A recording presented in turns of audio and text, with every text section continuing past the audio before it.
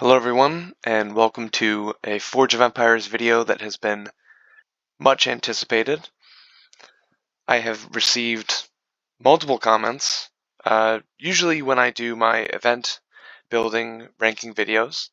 Um, Unfortunately, we won't be playing around or looking through my Forge of Empires city. We will instead be looking at the spreadsheet. So let's check it out. Starting at the beginning of the year with the wildlife event, we have the 1% building at the top, the Inari Grand Shrine.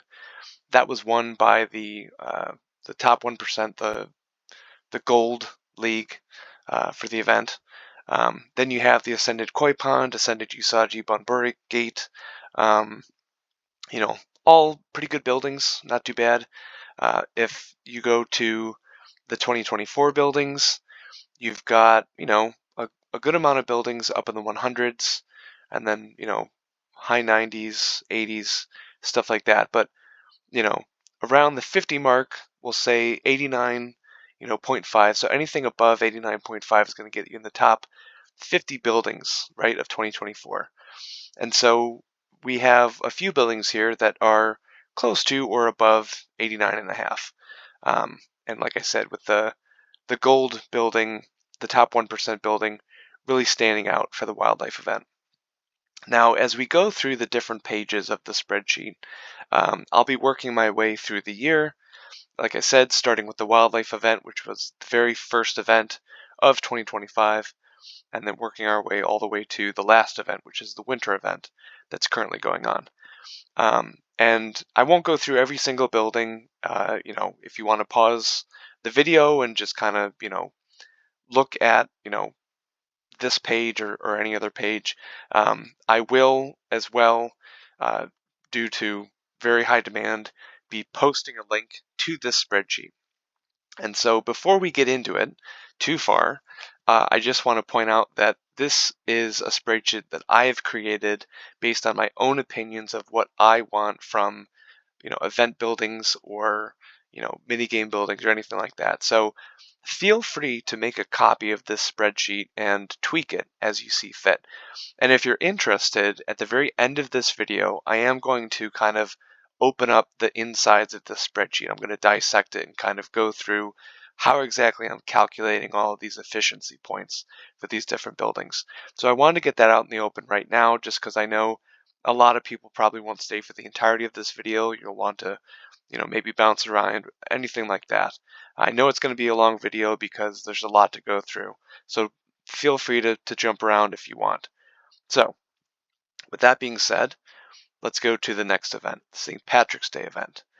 So this one we can already see the top two buildings, right? 167 is higher than the top from wildlife, and then 112 is higher than the second highest of the wildlife, and that's the Ascended Blueberry Field. The Clover Keep Ruin, that was, I believe, also something that you got from the league table. The Shabrock Garden of Luck, that was from the top 1%. And then I think the Fabled Celtic Goldsmith was the top event building of this event. I didn't go back and watch my previous videos of these events, but I'm just guessing through most of these, and they're educated guesses. So if I say something wrong, please leave a comment below. So as you can see, though, everything is trending, upward. Another thing that I like to notice, as I go through some of these sheets is the amount of new buildings that are introduced in an event. So you can kind of see, the wildlife event introduced 11 new buildings, and then the St. Patrick's event, we got 13 new buildings. Anniversary event about the same amount, but you can see now the points are starting to spike up a bit. This is our first one that we've seen from 2025 with upwards of 200 points. And like I said, we can go back to 2024 and upwards of 200 points. That would put you, definitely in the top 10, best buildings of the entire game. So let's look at the anniversary event again. So anniversary event, introduced the Octo Orb, which is really nice. The I'm not even going to attempt to pronounce it because I'm sure I messed it up last time I tried. The Chamber of Quantum and Transcendence. I believe that was from like a world thing, some world task that we had to complete, something like that. So all of them above 100. So definitely doing well there. The Astro Viaticum Lighthouse, that was the top of the special event building. That's only at 60. So interesting that definitely a large divide between the top 4 buildings and then the next one. The Viking event, I honestly forgot about because I think this was a bad event for some reason. Now looking at the buildings, they look pretty good. Um, I think for the most part, you could have won 3 out of the top 5. You could have gotten these buildings without having to top 1% or paying money or paying diamonds or anything like that. So those top 5 being above 100, that's pretty good. And like I said, you kind of see they're offering more new buildings. The bottom end is unfortunate, especially with this Berserkers building. Even the top level Berserkers building isn't great. I mean, a score of 16, on any scale, uh, isn't too good. So then we go to summer. The summer one, again, that Blackbeard's Floating Bazaar. I'm pretty sure that was a top 1% building, and you got a lot from that. The Queen Anne's Legacy, though, that one I got myself. And you know me, I don't spend a lot of money on the game. I've just played a lot. And that one's close to 200. And getting that as a free-to-play player is awesome. Pirate King's Conquest Villa, that's a quote-unquote ascended type building. It just doesn't say ascended, but that is the upgrade to the Crown Regent's Villa. And so both of those are pretty good. I currently have 3 Pirate King's Conquest Villas going right now because I have all my ascended buildings going and my Forgotten Temples and all that stuff in my city. And that's definitely been nice. The Ascended Captain's Coconut Paradise, that's nice as well. And again, 16 new buildings. Care for Tomorrow event. This was another, I think, a global event. This is where we had to combine. I think this is with all the bugs and stuff. But now you've got, 1, 2, 3, 4, 5, 6, 7 buildings above 100 points, and well above 100 points of efficiency. Then that's pretty good. And even this Garden of United Visions level 1 was close to 100. So, I would say the Care for Tomorrow event, they like to put, the world tasks, and all these different things, and it really pays out fairly well, honestly. If there's an event that you're going to pay money or pay diamonds for, obviously if you're gonna, try to get one of the best buildings, you try to go for something that's really gonna get you the biggest bang for your buck, right? And I think Care for Tomorrow is probably one of the best. Like I said, the single summer event, if you can get in that top 1%, that's really good. And then the anniversary. So let's go to the fall. The fall now has 2 buildings above 200 points. And then we've got a few above 100. And then we just have a ton of buildings all the way down. That's 24 new buildings. And yeah, some of these are, maybe previous events, and they're kind of just bringing them back. And, maybe you have a platinum upgrade, you have a gold upgrade or something like that. But I would say, although now, again, looking at it, a lot of the buildings are a little bit less. So then we go to the fellowship event. Now we've got 4 buildings above 200. So you can kind of see, the gradual increase, right? As we go from the beginning of the year to the end of the year, they constantly want you to keep spending money, keep spending diamonds, right? And you're not going to do that if you've, paid for the first event of the year and that has the best event building of the entire year, right? So it doesn't make sense. So there's always going to be this power creep. And so this power creep shows, top 4 buildings above 200, and then you've got 3 more buildings above 100. And, for the most part, again, you've got just gradually, you know, better, not necessarily anything new, just more forge points or, more attack boost or anything like that. Then we've got the Halloween event. This had the most buildings. And again, it might just be that there was a lot that I put in here from, you know, offerings in the shops and stuff like that. That is one other thing that I want to point out is that I think halfway through the year they started introducing like event shops instead of just like um, the grand prize tiers and stuff like that. You could earn currency to go buy something from a shop. I forget exactly where that started, but that might be another reason why there were so many more buildings towards the end of the year that were offered in these events. So the Halloween event, by far, is the most prolific. Rattlebones Graveyard, 520 points. Now, it doesn't give maybe the most forge points or attack boosts or anything like that, but it does for its size, right? So it takes up 12 spaces. You have all these other buildings that take up 20, 25 spaces, stuff like that. 28 if you're the Nightmare Coaster. And it's difficult for those buildings to become efficient because they take up so much space. Only 12 spaces. It's a 3x4. I have 3 of them, and they are the powerhouse. They're amazing. I wish I could have gotten more of them. If I were to have spent money on this game, the Halloween event is probably the game I would have done it on. But yeah, I mean, even though 27 buildings, some of the lower ones aren't great, but the top 15 buildings are still above 50 points. So you really can't go wrong with doing the Halloween event. And then finally, of course, we have the winter event. The winter event, doesn't have the highest, nothing above 500 like we did with the Halloween. However, you do have 2 buildings above 300. No, sorry. If you count the Eternal Market, which this last event, I finally got the final Eternal Market upgrade.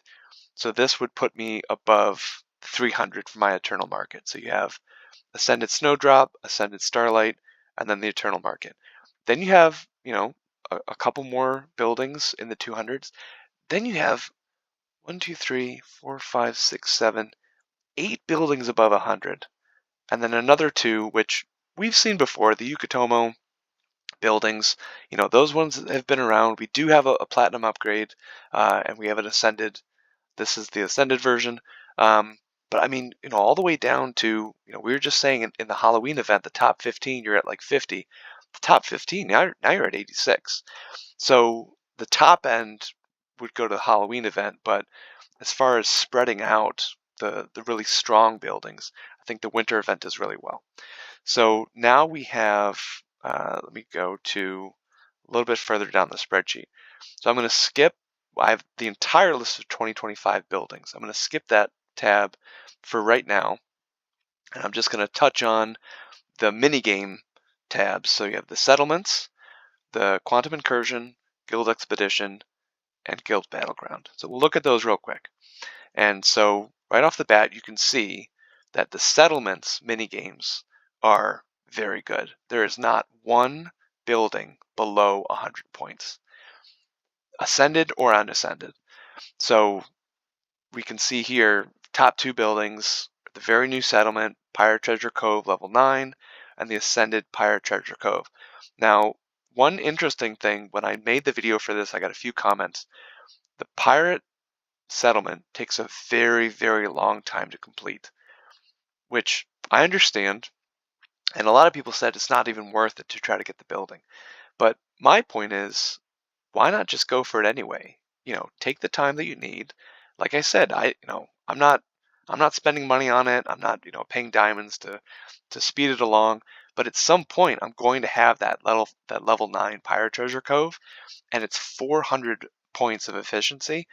It's still going to be relevant. It's still going to be good enough to put in your city.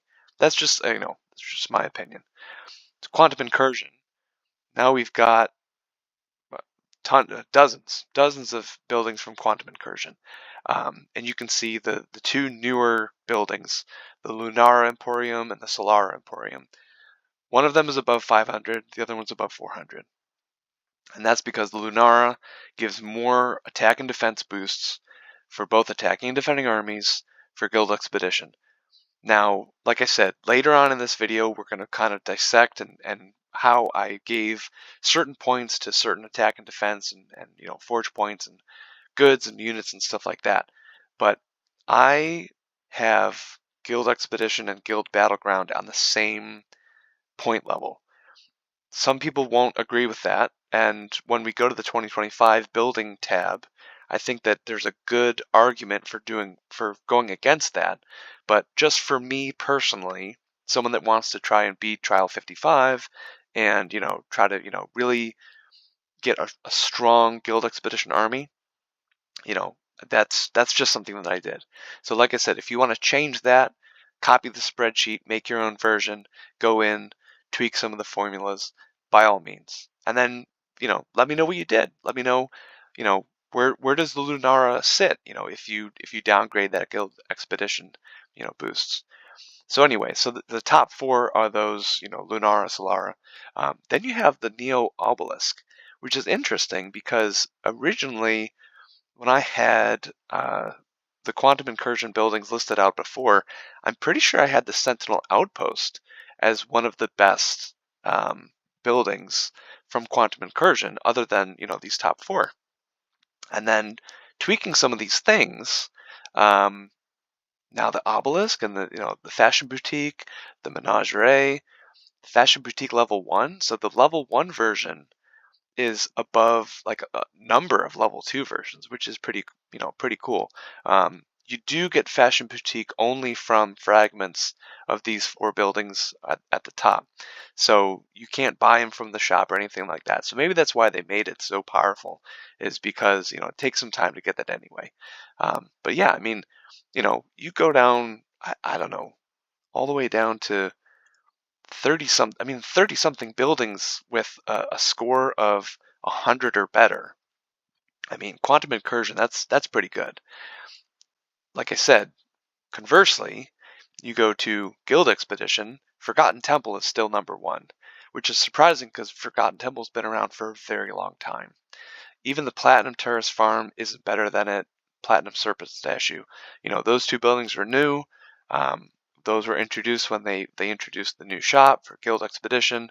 I mean, you do still have some good buildings, right? So you've got, 1, 2, 3, 4, 5, 6, 7, 8. So you have 8 buildings that are above 100 points. I would argue that that's pretty good. That's not bad, honestly. But again, quantum incursion had, buildings up in the 500s, 400s, 300s. You don't have anything up there for Guild Expedition. And then Guild Battleground, if we scroll all the way up again, Ironclad Depot level 2, level 1, they're in the 300s, 500s, right? You got a couple more in the 300s, a lot in the 200s, a lot in the 100s. So we go all the way down here. I've skipped some rows here, so it's not the top 50 buildings of Guild Battleground aren't, above 100. But we'll say, I don't know, somewhere around 20, 25 buildings, something like that, and they're all above 100. I mean, that's pretty good, So I like I said, I see the argument for focusing more on Guild Battleground than Guild Expedition.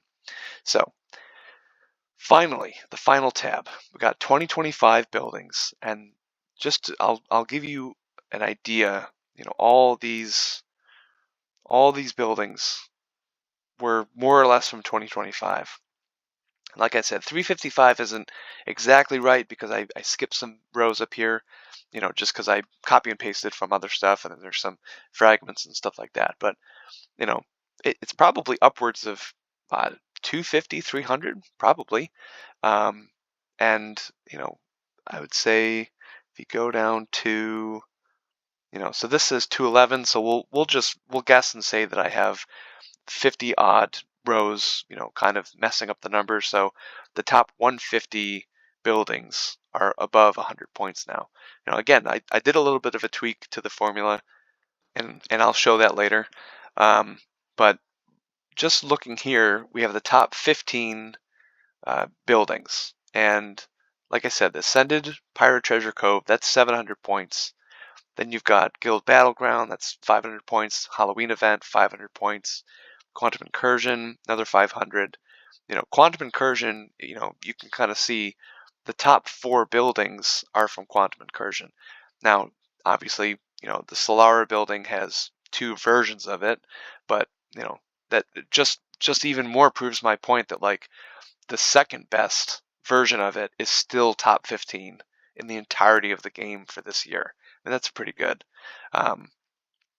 Settlements, Ascended Royal Bathhouse is up there, so definitely worth playing Settlements.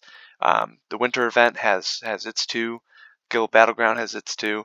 And, to people's point, Guild Expedition is not up there. Guild Expedition, you got to go all the way down here to number 27. Forgotten Temple down here. And then another thing I wanted to point out, and I'll see if I can just kind of do it in real time, but so you have the Halloween event, you have the winter event. Those are the only 2 events that have buildings in the top 15.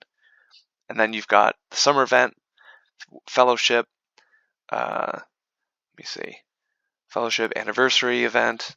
So fall event. So we haven't seen, there's the first Care for Tomorrow event building. And then we have to keep going down. St. Patrick's Day event, that's the first time. Now we're almost down to the 100th building, and we finally see the St. Patrick's Day event.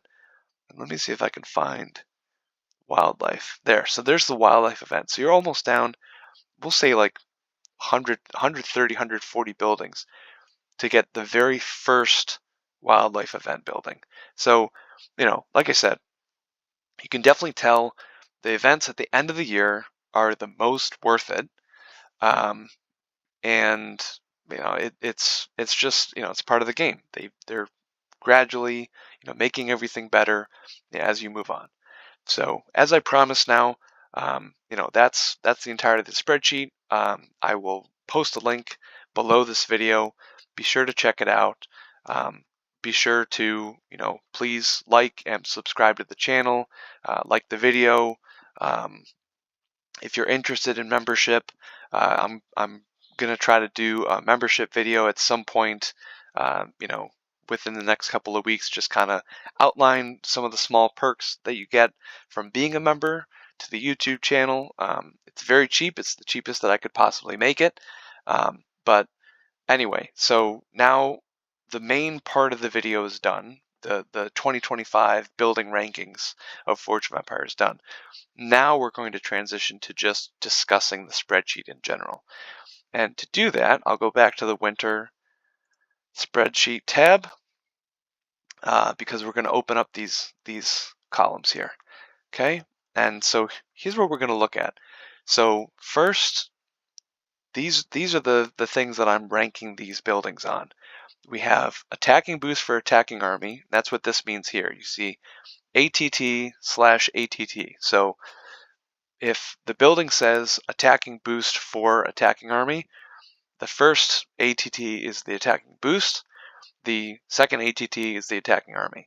And so if you use that going through everything, so this one would be defensive boost for attacking army, attacking boost for defending army, defending boost for defending army. FP is forge points, goods are goods, units is obviously units, and all of these are just input directly from either the game, or sometimes I'll just go to like the official event, the event like announcement, for like the winter event, something like that. And then what we have here is, what I'm doing is I take that column that the attack boost for the attacking army is, and then I divide that by the space that the building takes up. So this column here, D2, so we have 108 divided by 9 is 12 points. So as you can, if you're mathematician or math focused, Obviously, the higher number in the attack spot and the lower number in the space spot will give you a larger number, and vice versa. So basically do that for everything. It's the same equation the whole way through. I don't do anything to these numbers: forge points, goods, units, everything like that. So everyone gets the same score. And then the sum is where I do all the math. So now I'm going to say, this L2 column, so this column here, right? So this 12 points, this 12 points is being multiplied by 5 because it's the attack boost for the attacking army, and I rank that higher than other things. I rank that like, one of the best things that a building can have. And so I want buildings that have that, that boost and that efficiency. And so that's what I'm ranking. And so then if you go to P2, so P2 is forge points, so that gets 4 points. And then M2 is defensive boost for attacking army, that only gets 3 points. And so just if I can explain myself before I get yelled at in the comments, my thought is I would rather have a larger attacking boost than a defending boost, because if I can use a fast unit or if I can use rogues where defense doesn't matter because basically they just get hit once and then they transform into one of the normal units. So basically they will get the first attack, right? So they get attacked, they transform, they don't take any hit point damage, and then they get the first attack. So if I can attack with my fast units or my rogues or anything like that, if I can attack as hard as I possibly can and defeat the enemy units before they even get a second turn, then it doesn't matter what my defense is. My defense could be 0, and it doesn't matter. I could swoop over to the other side of the screen and defeat all the units before they get 1 shot off or 2 shots off. And in that case, it like I said, it does not matter what my defense is. And so that's why I rank defense lower than my attack. Now, the one thing I will say that I changed from past ranking videos is you can see column N2. So that's attacking boost for defending army. Previously, I had that much, much lower. I think that was getting like maybe a point or 2 points. Now it's getting 5 points because it is the attacking boost for an army.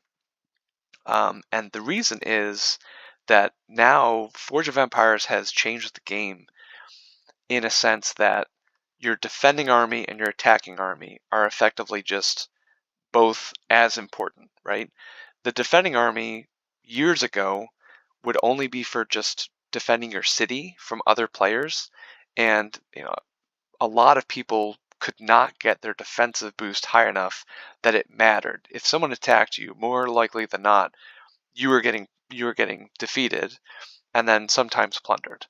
So a lot of people just gave up on the defending army. It wasn't that big of a deal. And Forge of Empires, recently, within the past year or two, have started introducing this attacking and defending army aspect of like Guild Battleground and Guild Expedition and Quantum Incursion and stuff like that. So, obviously that's why I've changed it now. So all these new scores are going to look very different from a lot of my past videos. The ranking is still pretty much the same. I think we could probably go back and look at my previous videos and see if, maybe some of the buildings kind of moved around. I mentioned like in Quantum Incursion, I had the Sentinel Outpost level 2 much higher up. And now, because I've kind of changed the rankings of what's important, that there's some stuff ahead of it now, but it's still a good building. It's still top 10, like it's still worth building. So moving on, like I said, Forge Points gets 4 points. Say that 5 times fast. And then we have goods. The goods get no additional point multiplier. So goods is just goods. So if you have 35 points for your goods efficiency, that's all you get. Same thing with units. So my thought process on that is I have so many goods now. I have tens of thousands of goods for my age. Same with units, tens of thousands of units, and I can show you within the game. Um, so I don't need more units, or maybe I need more units, but I don't need them to be, being supplied over and over and over again, right? I still have my great buildings that give more units and stuff like that. So I don't rank the goods and the units higher. So those are my main, points that make the buildings, worthwhile. Then you have the mini game points, and so now it's basically just the same thing, but now I'm breaking everything out for all three mini games. So you have, same thing, at for Guild Battleground, def at for Guild Battleground. So you have those four, and then you have Guild Expedition, then you have Quantum Incursion. And then we go to the scores that they get, and then we get the sum for those scores. And so here, it's probably difficult to see, but I've done, like the AH is Guild Battleground attack boost for attacking army. And so that number is multiplied by 3. And then the defense is multiplied by 2. So again, I'm giving more more importance to the attack boost than the defense boost. Maybe not as much, because with Guild Battleground especially, you are going to have a point where the the enemy army is fighting back. So you do need some defense. Same thing with Guild Expedition. If you're going up to a much higher trial, you're going to have people fighting back. So then we have at the very end, AP through AS, you have Quantum Incursion. And these points have been multiplied by 4. Like I said, Guild Battleground attack and Guild Expedition attack were 3. The defense were 2. Quantum Incursion is 4 across the board. And I could have done 4 and 3 for attack and defense, but I figured just to make it easy, I put everything at 4, and it probably doesn't make too big of a deal. And so the reason why I gave Quantum Incursion a little bit more importance is because it's so difficult to come by Quantum Incursion boosts. If you've noticed, you can even notice here, some of these buildings don't have any Quantum Incursion boosts at all, or if they do, it's a very small amount. If we go back over here, to the different minigame boosts, you have Guild Battleground and Guild Expedition buildings giving hundreds, tens and hundreds of boost for, those respective minigames. Meanwhile, for Quantum Incursion, you're getting 27%, 25%, 15%, stuff like that. So, getting those numbers higher is very difficult. So having more buildings with Quantum Incursion, and like I said, Quantum Incursion buildings are really good. Obviously it's important to get those buildings and to do well in that mini game. So I gave Quantum Incursion a little bit of a boost. And so basically you take that sum, getting back to the math, you take this sum and you take the other sum and you basically just add them together. So you get the first number over here to the left here. So 312 plus 48 is 360. And there you go. That's how you get your score for your building. And then I basically just go over here, I hide all of these columns, and I get this nice layout of all my different buildings, the amount of space that they take up, and the total efficiency score. So I hope you enjoyed this video. I hope that it was helpful. Like I said, a lot of people are asking for it. Hopefully this scratches your itch of being able to see kind of behind the scenes of all the ranking videos that I've done for this year. And I highly suggest to jump into the spreadsheet yourself. If you don't see a building, if you have a building that you have in your city and it's not listed here, maybe it's from 2023 or earlier, put it back in. Just punch in all the numbers and everything just auto-populates, and you should be able to do it yourself. Play around with it and see if you can make a better building list for yourself, and see if you can make a better city. So we're going on quite a long video here, so I'm going to stop there. I do plan on doing a follow-up. I really would like to do a live stream before the end of the year, so we'll see if I can do that. But like I said, any comments or questions, please feel free to leave them below. If you enjoy this video, all I ask is like the video, subscribe to the channel, and if you feel that you can give more in whatever way possible. But at the end of the day, as always, keep on jamming.